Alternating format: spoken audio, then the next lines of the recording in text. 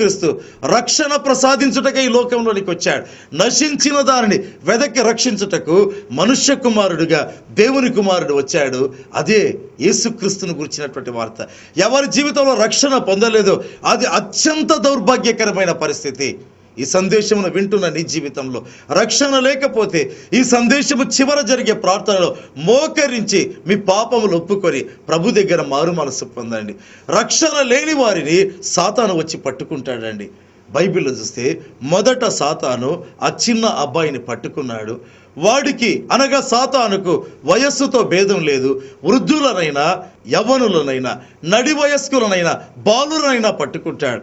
ఆపిదప్ప దేవుని వాక్యంలో గమనిస్తే పట్టుకోగానే పడగొట్టడం, నురుగుచ్చేట్టుగా చేయడం, ఆ వ్యక్తి యొక్క మెదడు, ఆ వ్యక్తి యొక్క నర్వస్ సిస్టమ్ లేకపోతే నరముల వ్యవస్థ, అంతేకాదండి ఆ వ్యక్తి యొక్క ఎమోషన్స్, ఆ వ్యక్తి యొక్క మనస్సు, శరీరం సమస్తాన్ని పట్టివేయడం. ఆపిదప్ప ఎప్పుడైనా అవకాశం దొరికితే అగ్నిలో వేయాలి, ఈ వ్యక్తి లేకుండా పోవాలి, ఈ వ్యక్తి నాశనం అయిపోవాలి అనేటువంటి తలంపులు కలిగి ఉండడం. ఎన్ని మార్లు అగ్నిలో పడవేసేదానికి ప్రయత్నించింటాడు సాతాను.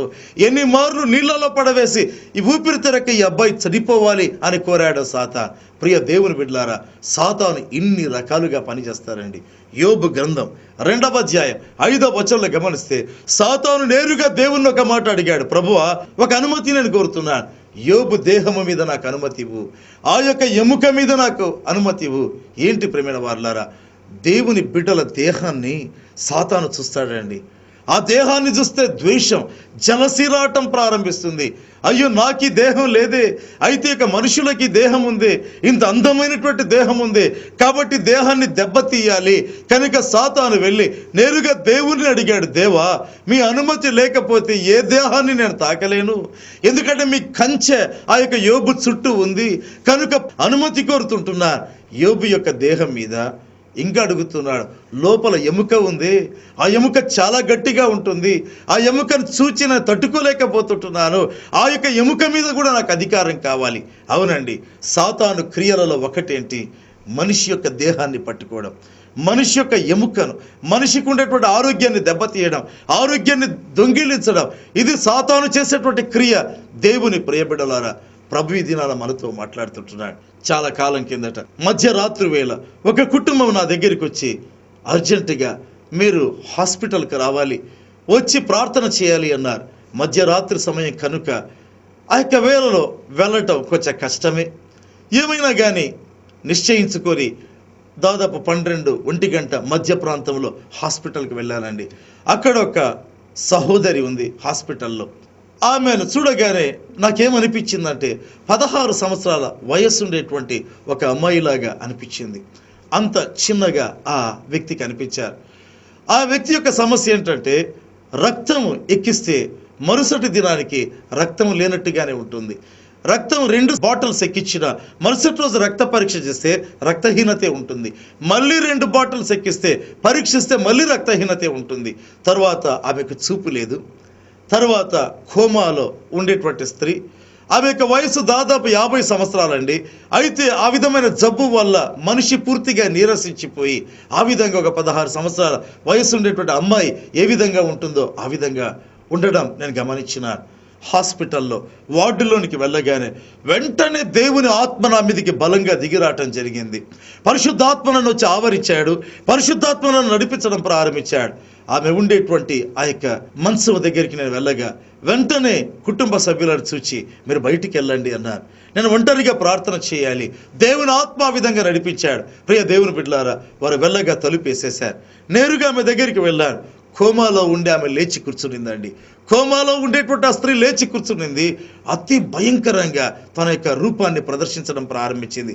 చేతులు ఈ విధంగా పెట్టి, కళ్ళు చాలా భయంకరంగా, నోరు చాలా వికృతంగా, వర్ణించుటకు వీల్లేని వికృతంగా చూపిస్తూ అతి భయంకరంగా కేకలేస్తూ మాట్లాడడం ప్రారంభించింది. నాకు ఆశ్చర్యమైంది. ఎందుకంటే దేవుని ఆత్మ ఇందుకేనా ఈ విధంగా నడిపించింది అనుకున్నాను. అప్పుడు ఆ దయ్యం మాట్లాడడం ప్రారంభించింది, గట్టిగా నవ్వుతూ. శక్తే లేనటువంటి వ్యక్తికి అంత శక్తి ఎలా వచ్చిందో, నేను లూసిఫర్ అని మాట్లాడడం ప్రారంభించింది. ప్రియమైనటువంటి వారులారా, ఏ సమయంలో పట్టింది, ఏ విధంగా పట్టింది చెబుతూ ఈ యొక్క వ్యక్తికి జబ్బు నేనే తీసుకొని వచ్చాను, డాక్టర్లకు అంతు చిక్కటం లేదు, రక్తం ఎక్కిస్తున్నా రక్తం ఎందుకు లేకుండా ఉంది అర్థం కావటం లేదు అని నవ్వుతూ నేనే వైద్యులు ఎక్కించేటువంటి రక్తం అంతా పీలుస్తుంటున్నాను అని చెప్పినప్పుడు చాలా ఆశ్చర్యపోయారు. వెంటనే సూచక మాట అన్నారు, నజరేయుడైన యేసు నామమున ఆజ్ఞాపిస్తున్నారు, ఓ సాతానా, లూసిఫర్ విడిచి బయటికి రమ్మన్నారు. ప్రియ దేవుని బిడ్డలారా, వెంటనే ఆ యొక్క లూసిఫర్ అనేటువంటి ఆ యొక్క భయంకరమైన దుష్ట శక్తి ఆ వ్యక్తిని విలవిలలాడించి వదిలిపోయిందండి. అపిదప ఈమె లేచి కూర్చునింది. దేవుని ప్రియబిడ్డలారా, ఏంటి అపవాది క్రియలు ఎంతవరకు తీసుకెళ్తాయి? ఆ రక్తము త్రాగేది నేనే. ఆ మాట గమనిస్తే ప్రియ దేవుని బిడ్డలారా, విశ్వాసులారా, ఈ దినాన ప్రభు మనతో మాట్లాడుతున్నాడు. సాతాను మన జీవితంలో ఏమేమి జరిగించేటువంటి వాడైతున్నాడు. అవునండి, అయితే అపవాది క్రియలు అన్నిటినీ లయపరచుటకు దేవుని కుమారుడు ప్రత్యక్షమైనట్లుగా దేవుని గ్రంథం చెప్తుంది. వాక్యంలో గమనిస్తే మత్తయి సువార్త 8వ అధ్యాయం 28 నుంచి 34 వచనం వరకు గమనిస్తే ఆ యొక్క సముద్రమునకు ఆవల ఉండే దేశంలో 2 మనుషులు ఉండినారు.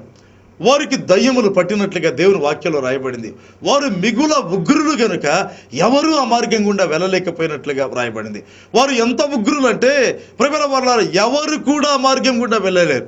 అంత ఉగ్రులుగా ఉండడమా, అంత తీవ్రతన, అంత ఫెరోషియస్గా ఉంటున్నారా? కారణం అపవిత్రాత్మలు వారిని పట్టి ఉండడం. దేవుడి దినాలు మాట్లాడుతున్నాడు. ఆయా సందర్భాలలో, ఆయా పరిస్థితుల్లో కొంతమంది తల్లిదండ్రులు నా దగ్గరికి వస్తారు, బ్రదర్ ఎందుకు మా కుమారుడు ఉగ్ర రూపాన్ని ధరిస్తాడో మాకు అర్థం కాదండి, ఎందుకింత భావోద్వేగానికి లోనైతాడో మాకు అర్థం కాదండి, అకస్మాత్తుగా నా కుమారుడు ఉగ్రుడైతాడు, అకస్మాత్తుగా నా కుమార్తె ఉగ్రురాలవుతుంది. అవును ప్రియమైన వారులారా, దేవుని వాక్యం చెప్తుంది, యేసు ఆ యొక్క సముద్రపు దరి దాటి వెళ్ళగానే ఆ యొక్క గదరేనీయుల దేశంలో ఉండేటువంటి ఆ యొక్క 2 వ్యక్తులు మిగుల ఉగ్రులు. ఆ దయ్యములు ఏం చేస్తున్నాయి? విస్తారమైనటువంటి కోపాన్ని తీసుకొని వస్తాయి. ఎందుకండి కోపం? వీరి ఆస్తిని ఎవరైనా తీసుకుంటే కోపపడాలి, వీరికి ఎవరైనా అన్యాయం చేస్తే కోపపడాలి, వీరిని ఎవరైనా దూషిస్తే కోపపడాలి. అయితే ఏ కారణం లేకుండా ఒక వ్యక్తి ఎందుకు ఉగ్రుడైతారు? అదే సాతాను క్రియ. ప్రేమైనటువంటి వారులారా, దేవుని వాక్యంలో గమనిస్తే ఎప్పుడు యేసు ఆ చోటికి వచ్చాడో ఆ దయ్యములు కేకేస్తూ ఒక్క మాట అన్నాయి, యేసు ప్రభువా, దావీదు కుమారుడా, కాలము రాకమునిపే మమ్మను బాధించేదానికి వచ్చావా? యేసు ఎవరు? దయ్యములను బాధించేటువంటి వాడండి. హల్లెలూయా! అపవిత్రాత్మలను బాధించేవాడు. జబ్బుల ద్వారా, పాపము ద్వారా, రకరకములైనటువంటి శాపముల ద్వారా ఒక వ్యక్తి జీవితాన్ని సర్వంగా నాశనం చేసేటువంటి అపవాదిని, బాధ పెట్టేటువంటి అపవాదిని బాధ పెట్టేందుకు వచ్చినటువంటి దేవుని కుమారుడే నజరేయుడైనటువంటి యేసుక్రీస్తు. సర్వశక్తి కలిగినటువంటి దేవుని కుమారుడైన యేసుక్రీస్తు. ఆయన నామము వాడిన ప్రతి సందర్భములో దేవుని ప్రియబిడ్డలారా, అపవాది శక్తులు విలలాడటం ప్రారంభిస్తాయి. దేవుని వాక్యంలో గమనిస్తే మార్కు సువార్త 5వ అధ్యాయం 10వ వచనంలో ఆ యొక్క దయ్యములకు ప్రార్థన చేస్తాయి, మమ్మల్ని ఈ దేశంలో నుండి తోలివేయవద్దు, అయితే ఆ పందులలోనికి మమ్మల్ని పంపించు. దయ్యములకు కూడా ఆప్షన్స్ ఉంటున్నాయి, ఇక్కడికి వెళ్ళకూడదు, ఇక్కడికి వెళ్ళాలి. ఈ దేశంలో ఉంటూ మా కార్యాలు ఎన్నో చేస్తుంటున్నాం మేము. ఇదిగో 2 వ్యక్తుల్లో ఉండడమే కాదు, అనేకమైన కార్యాలు మేము చేస్తూ ఉంటాం. అవునండి, ఈ దయ్యములు కొంతమందికి పడతాయి, మరికొంతమందికి పట్టవు కదా. అయితే ఏం చేస్తుంటాయి? 2 వ్యక్తుల్లో ఉండే దయ్యములు దేశమంతటా ఏం చేస్తుంటున్నాయి? వాక్యంలో గమనిస్తే ఎఫెసీయులకు రాసిన పత్రిక 2వ అధ్యాయం 1, 2 ఆ విధంగా చదువుతూ వెళితే అపోస్తలుడైన పౌలు ఎఫెసీ సంఘానికి రాస్తూ ఉంటాడు కదా, ఓ ఎఫెసీ సంఘమా, సాతాను యొక్క క్రియలను గురించి మీతో మాట్లాడాలి. ఇదిగో పూర్వము అపరాధముల చేత, పాపముల చేత మీరు చచ్చిన వారై ఉండినారు, అయితే యేసునందు, యేసు ద్వారా మీరు బ్రతికించబడ్డారు.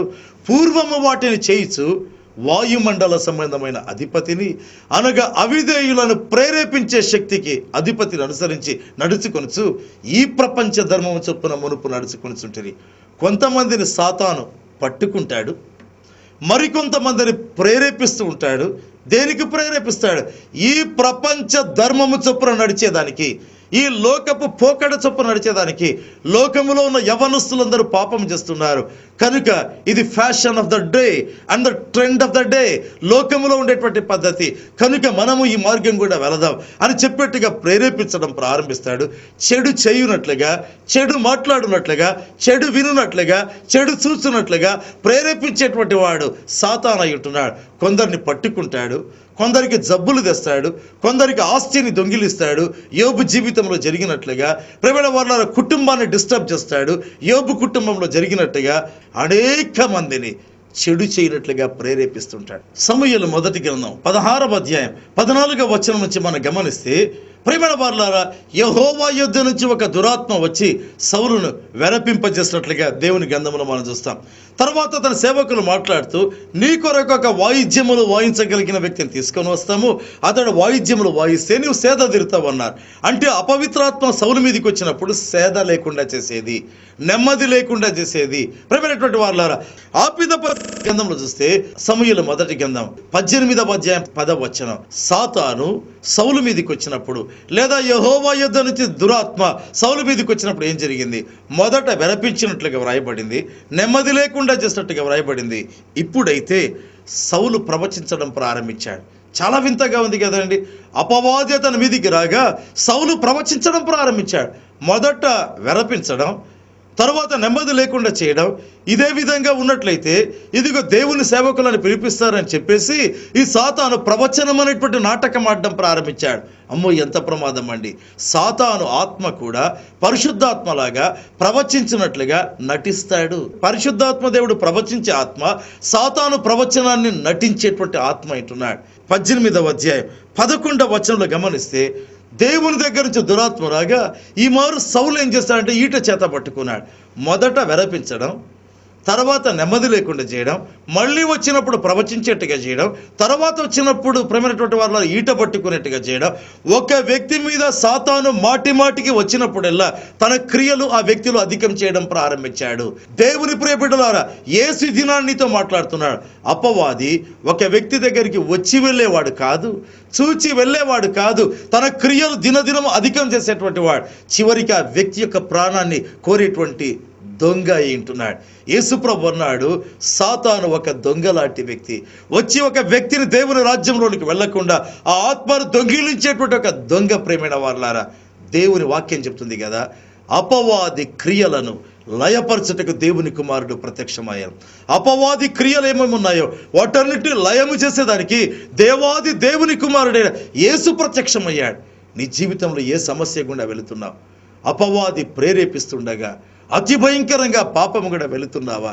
జయించలేని పాపపు కోరికల, జయించలేని పాపపు వాంఛల, లేకపోతే సాతానుడి శరీరం మీద దాడి చేసి జబ్బులు తెస్తుంటున్నాడా? లేకపోతే సాతాను అనేటువంటి మనందరి శత్రువు, మన దేవుని శత్రువు అయినటువంటి సాతాను వచ్చి యోబు కుటుంబం మీద దాడి చేసినట్టుగా నీ కుటుంబం మీద దాడి చేస్తుందా? లేకపోతే నీ కలిగిన వాటి మీద దాడి చేస్తుందా? ప్రభు ఈ దినాన మాట్లాడుతున్నాడు. సాతాను ఒక వ్యక్తి మనస్సును పట్టుకున్నప్పుడు ఆ వ్యక్తిని చాలా పర్వర్టెడ్ పర్సన్గా, అంటే భ్రష్టమైనటువంటి మనస్సు కలిగినటువంటి వ్యక్తిగా చేయడం ప్రారంభిస్తాడు. అవును ప్రియమైన వారలారా, దేవుడి దినాన నీతో మాట్లాడుతున్నాడు. ఏ మార్గం గుండా వెళుతున్నావు? ఎలాంటి మార్గం గుండా వెళుతుంటున్నావు? ప్రభు యేసు ప్రేమతో ప్రేమతో ప్రేమతో నిన్ను పలకరిస్తుంటున్నాడు. దేవుని కుమారుడు ఎందుకు ప్రత్యక్షమయ్యాడు? వాక్యంలో గమనిస్తే, ఆ యొక్క దేశంలోనికి వెళ్ళగా ఆ యొక్క దురాత్మల చేత పీడించబడే ఇద్దరు వచ్చి దేవుని కుమారుడా, యేసుక్రీస్తును దేవుని కుమారుడిని ఒప్పుకోవడం ప్రారంభించారు. ఆయన అపవిత్రాత్మలను బాధ పెట్టేటువంటి దైవ కుమారుడిగా ఒప్పుకోవడం ప్రారంభించారు. ఎట్టి పరిస్థితుల్లో ఈ మనుష్యుల్లో మేము ఉండమని ఒక విధంగా పరోక్షంగా చెబుతూ ఎక్కడికైనా పంపించేయమన్నారు. చివరికి ఆ పందుల్లోకైనా పంపించేయి అంటే, మనుష్యులను కాకపోతే ఆ ప్రాంత ప్రజల యొక్క ఆస్తినైనా దెబ్బతీద్దాం, అది వాటి కోరిక. దేవుడి దినాన్నితో మాట్లాడుతున్నాడు. యేసు దగ్గరికి రావడం, అపవాది క్రియల నుంచి విడుదల పొందడమే. యేసు దగ్గరికి రావడం, చీకటి క్రియల నుంచి విముక్తి పొందడమే. యేసు దగ్గరికి రావడం, అంధకార క్రియల నుంచి సంపూర్తిగా విముక్తి పొందడమే. యేసు దగ్గరికి రావడం, అపవాది క్రియలు నీ జీవితంలో, నీ కుటుంబంలో, నీ ఉద్యోగములో, నీ యొక్క ఆస్తిలో అపవాది క్రియలు లయము కావడమే. యేసు దినాన్ని నీతో మాట్లాడుతున్నాడు. అందుకే దేవుని కుమారుడు ఈ లోకంలో ప్రత్యక్షమయ్యాడు. యోహాను రాసిన మొదటి పత్రిక 3:8 చెప్తుంది, అపవాది క్రియలను లయపరచుటకు అని వ్రాయబడలేదు, లయపరచుటకే. ఎంత బలంగా దేవుని వాక్యం చెబుతుంది. మరి నీ జీవితంలో భయం ఎందుకు? దిగులెందుకు? ఇప్పుడు ప్రార్థనలో ఉండబోతున్నాం. దేవుని ఆత్మ మీ మీదికి వచ్చినట్లుగా, పరిశుద్ధ దేవుని శక్తి మిమ్మల్ని కమ్ముకున్నట్లుగా, అపవాది క్రియలు లయమగునట్లుగా ఇప్పుడు ప్రార్థన చేయబోతున్నాం. దేవుని యొక్క హస్తము చాపబడుతుంది, అద్భుతములు ఆశ్చర్యకార్యాలు జరుగుతాయి. తలలు వంచి ప్రార్థిస్తాం. ప్రేమ కలిగిన జీవము కలిగిన మా తండ్రి, మెరిచినటువంటి అద్భుతమైనటువంటి సమయానికై నాయనా స్తుతి స్తుతి స్తుతి స్తుతి చెల్లిస్తుంటున్నాం.